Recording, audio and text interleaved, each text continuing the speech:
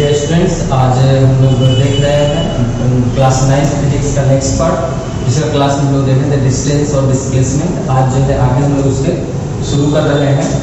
आगे जो है आपका क्या है, स्पीड है, वेलोसिटी है, एक्सेलरेशन है। तो उसी में हम लोग सबसे पहले स्पीड को डिस्कस कर रहे हैं। तो क्या होता है स्पीड? तो स्पीड के बारे में दे रहा है कि क्या होता है, इसका डेफिनेशन जो है क्या है, it is the rate of distance travelled.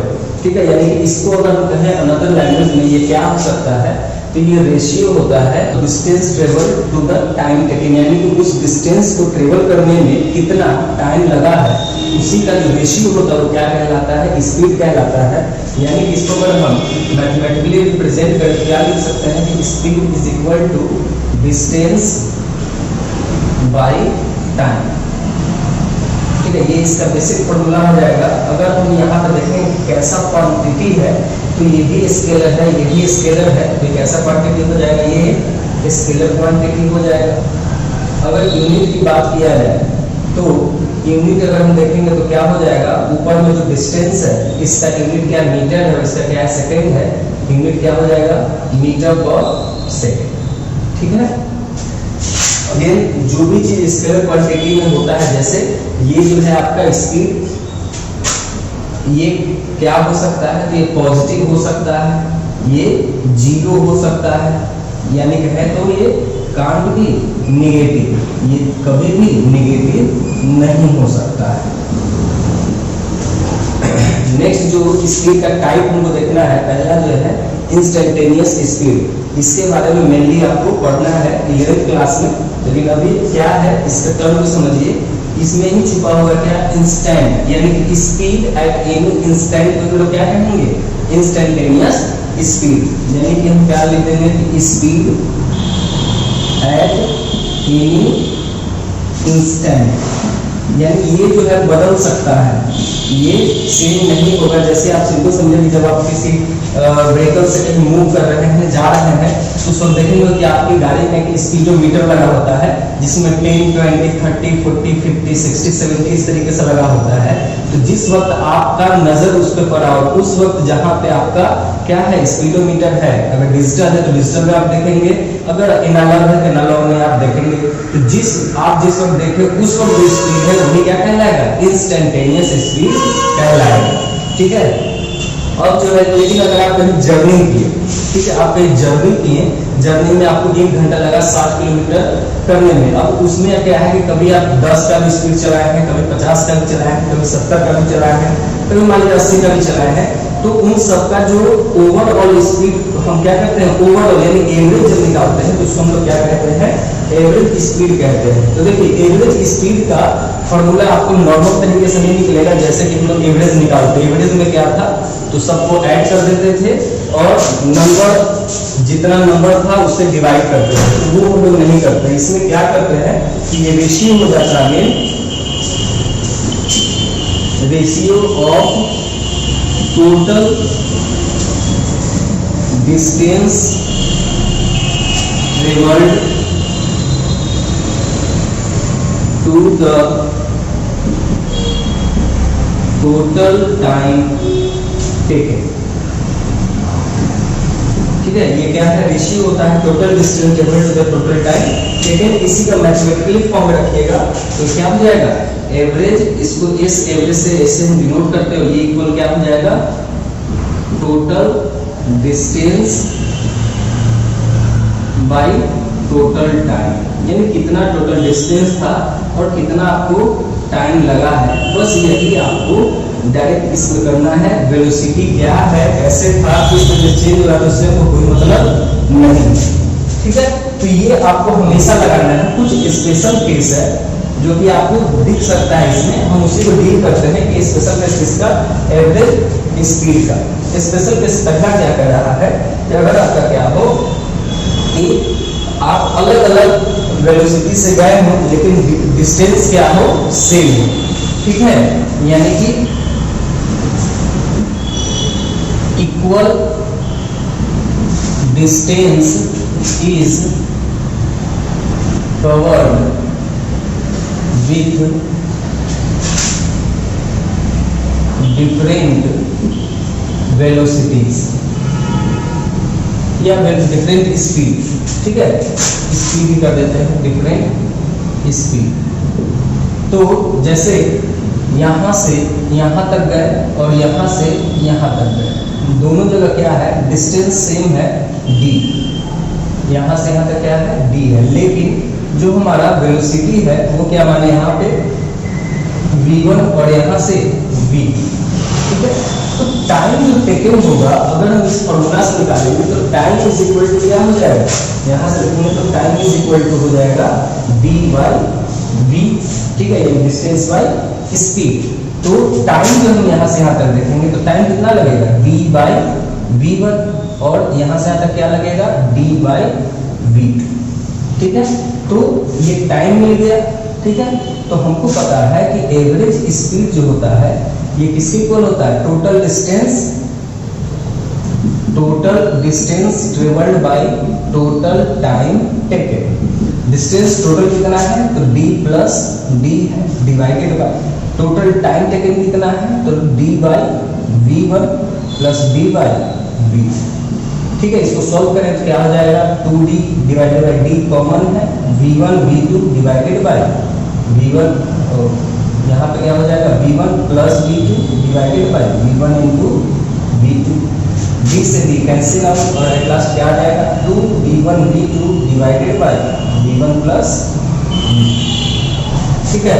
तो आप डायरेक्ट इस फॉर्मूला को ना यूज करके जब भी आपको ऐसा केस मिलता है तो आप डायरेक्ट इस फॉर्मूला को भी यूज कर सकते हैं, ठीक है।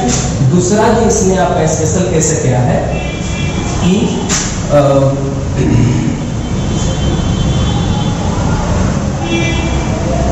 दूसरा केस क्या है आपका with distance covered with unequal speed but for same interval of time,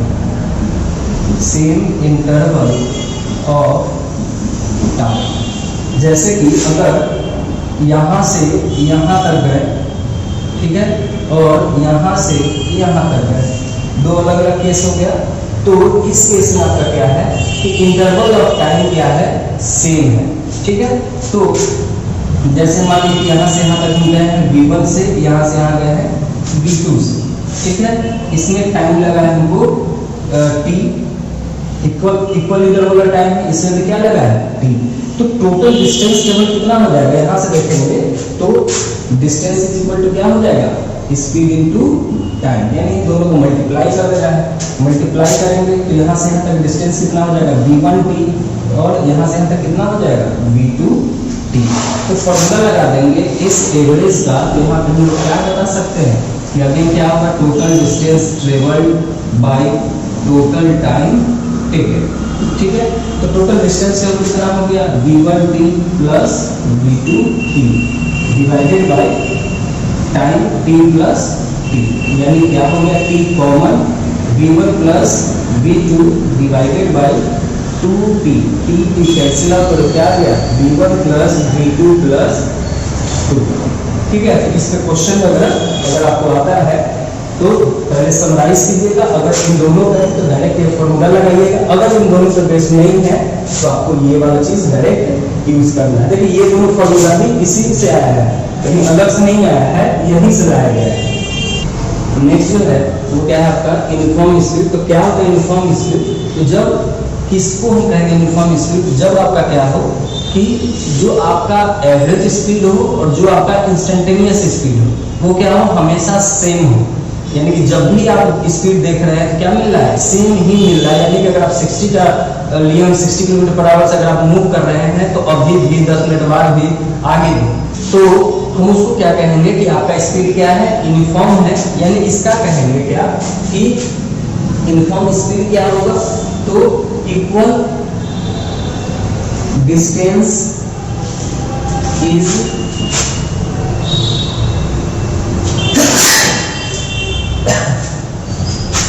traveled in equal interval of time, ठीक है, जब आपका क्या हो इक्वल डिस्टेंस टेबल और इक्वल इंटरवल ऑफ टाइम में, तो उसको हम क्या कहेंगे यूनिफॉर्म स्पीड। नेक्स्ट क्या है नॉन यूनिफॉर्म स्पीड। तो ये क्या होता है जस्ट इसका इन्वर्स से क्या हो कि इक्वल इंटरवल ऑफ टाइम में क्या हो अनइक्वल डिस्टेंस ट्रेवल्ड हो, तो उसको हम क्या कहेंगे नॉन यूनिफॉर्म स्पीड। ठीक है। नेक्स्ट जो इंपॉर्टेंट है वो क्या है वेलोसिटी। तो वेलोसिटी क्या होता है the rate of displacement occur, यानी कहते हैं नॉर्मल लैंग्वेज में क्या होगा तो रेशियो ऑफ इसका total displacement to the time taken. ठीक है। तो मैथमेटिकली हम कहेंगे तो वेलोसिटी जो होता है ये क्या होता है, ये होता है डिस्प्लेसमेंट बाय टाइम। ठीक है। अब डिस्प्लेसमेंट क्या वेक्टर क्वांटिटी है और ये स्केलर ये क्या है वेक्टर क्वांटिटी ही देखने को मिलेगा। और यहाँ पे आपको एक एरो दिख रहा है जो वेक्टर को ही डिनोट करता है। इंग्लिश की बात करें क्या हो जाएगा मीटर पर सेकेंड। ठीक है। पॉजिटिव नेगेटिव, तो वेक्टर जो होता है पॉजिटिव भी होता है, जीरो भी होता है और क्या होता है नेगेटिव भी होता है। तीनों का तीनों ये आपको होता है। ठीक है। नेक्स्ट है क्या एवरेज वेलोसिटी। तो एवरेज वेलोसिटी जो है ये कैसे निकालेंगे तो एवरेज वेलोसिटी हो जाएगा ratio of total displacement bye total time. जो उसमें था सेम वही यहाँ पे भी लगेगा। ठीक है। तो देखिए ये जो है आपका जीरो हो सकता है, ये आपका जीरो हो सकता है, लेकिन जो एवरेज स्पीड था वो कभी भी आपका जीरो नहीं हो सकता अगर कोई ऑब्जेक्ट मूव कर रहा है। लेकिन एवरेज वेलोसिटी में क्या है कि अगर कोई ऑब्जेक्ट मूव कर रहा है तो उसका एवरेज वेलोसिटी जीरो हो सकता है। जैसे फॉर एग्जांपल अगर ये स्टार्टिंग पॉइंट है और हम ऐसे घूमते जाए और यहीं पहुंच गए।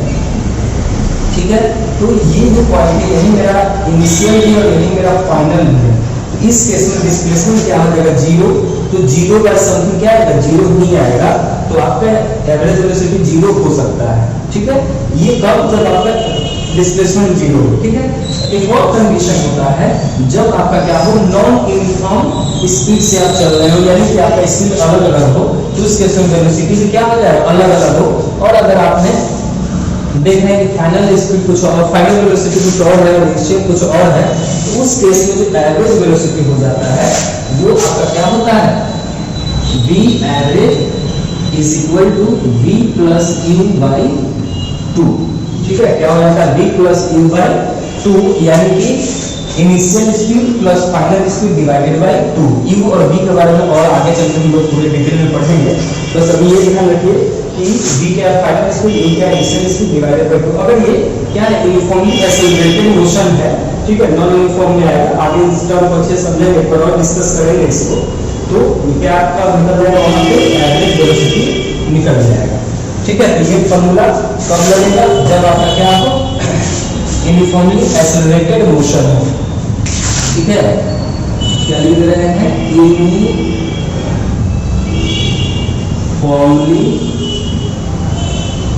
Accelerated motion. नेक्स्ट है क्या यूनिफॉर्म मोशन। यूनिफॉर्म मोशन क्या होता है तो जब भी आपका क्या होगा कि यूनिफॉर्म स्पीड वाला मोशन दिखेगा तो हम क्या कहेंगे उसको यूनिफॉर्म मोशन कहेंगे। ठीक है। यानी कि एक ऐसा मोशन जिसमें इक्वल डिस्टेंस ट्रेवल हो रहा है इक्वल इंटरवल ऑफ टाइम में, तो उसको हम क्या कहेंगे uniform motion. Non uniform motion क्या होगा तो वैसे मोशन जिसमें क्या हो जो जिसमें इक्वल इंटरवल ऑफ टाइम में अनइक्वल डिस्टेंस ट्रेवल हो रहा है उसको क्या कहेंगे नॉन यूनिफॉर्म मोशन कहेंगे। तो डे टू डे लाइफ में आपको नॉन यूनिफॉर्म मोशन देखने को मिलता है। यूनिफॉर्म मोशन बस किताबों में ही है, हम कभी भी यूनिफॉर्म मोशन से नहीं चल पाते हैं। हम हमेशा जो ट्रेवल करते हैं वो किससे करते हैं कि नॉन यूनिफॉर्म मोशन से करते हैं। ठीक है। अब जो है हम लोग आते हैं एक्सेलरेशन में, तो इसका डेफिनेशन क्या करता है तो rate of change in velocity, rate of change in velocities. ठीक है। किस रेट से वेलोसिटी जो है वो चेंज हो रहा है तो इसको क्या लिखेंगे कि it is the ratio of change in velocities to the time taken। ठीक है, तो ऊपर लिखते हैं अब इसके बारे में, यानी एक्सेलरेशन को हम लोग ए से दिखाते हैं, तो ये क्या है v माइनस यू। ठीक है, चेंज कर रहा है कि ये बाद का है, ये पहले का है, या फिर यहाँ लिख देते हैं क्या कि फाइनल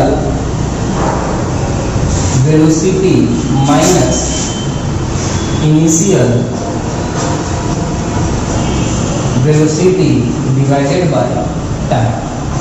ठीक है, तो ये के बारे में क्या लिख सकते हैं, ये क्या है v minus you by T. ठीक है, देख के आपको लग रहा होगा कि ये क्या है, वेक्टर क्वांटिटी है, और साथ ही साथ अगर बात किया जाए इसके यूनिट का, यूनिट क्या हो जाएगा, ये देखिए यूनिट जो है यहाँ से क्या आता है मीटर पर सेकेंड और डिवाइडेड बाय सेकेंड, तो क्या हो जाएगा मीटर पर सेकेंड स्क्वायर। ठीक है, ये जो है पॉजिटिव भी हो सकता है, ये जीरो भी हो सकता है, नेगेटिव भी हो सकता है।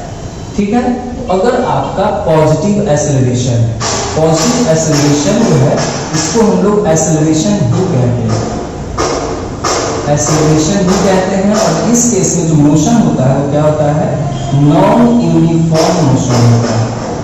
कैसे होता है नॉन यूनिफॉर्म मोशन, ये देखिए। ठीक है, पॉजिटिव का मतलब क्या है कि ये एक्सेलरेटेड कर रहा है, ये जो है वेलोसिटी बार बार चेंज होता चला जा रहा है, यानी स्पीड इसका बढ़ता चला जा रहा है। दूसरा जीरो, जीरो का मतलब क्या होता है, नो एक्सेलरेशन, यानी कि कैसा मोशन हो जाता है, यूनिफॉर्म मोशन हो जाता है। ये कैसा होगा, यूनिफॉर्म मोशन आपको देखने को मिलेगा, यानी इसमें स्पीड कैसा रहेगा, यूनिफॉर्म स्पीड रहेगा। नेक्स्ट क्या है, नेगेटिव, इसको हम लोग क्या कहते हैं, रिटार्डेशन कहते हैं। रिटार्डेशन का मतलब क्या होता है, तो आपका स्पीड क्या हो रहा है, समय के साथ घटता चला जा रहा है, वेलोसिटी जो है समय के साथ घटता चला जा रहा है, तो उसमें क्या कहते हैं, रिटार्डेशन कहते हैं। इस केस में क्या होगा, आपका नॉन यूनिफॉर्म मोशन होगा। ठीक है, तो मोशन का कंसेप्ट हम लोग यहाँ पर पढ़ लिए हैं कि इन अलग अलग सिनारियो में कैसा मोशन रहेगा। अगला क्लास जो है हम लोग मोशन और किस मोशन में क्या कैसे चेंज करता है स्पीड, वेलोसिटी और टाइम के अकॉर्डिंग, तो इन सारे ग्राफ्स को हम लोग डिस्कस करेंगे। वीडियो पसंद आया होगा तो लाइक कीजिएगा, सब्सक्राइब कीजिएगा, शेयर कीजिएगा।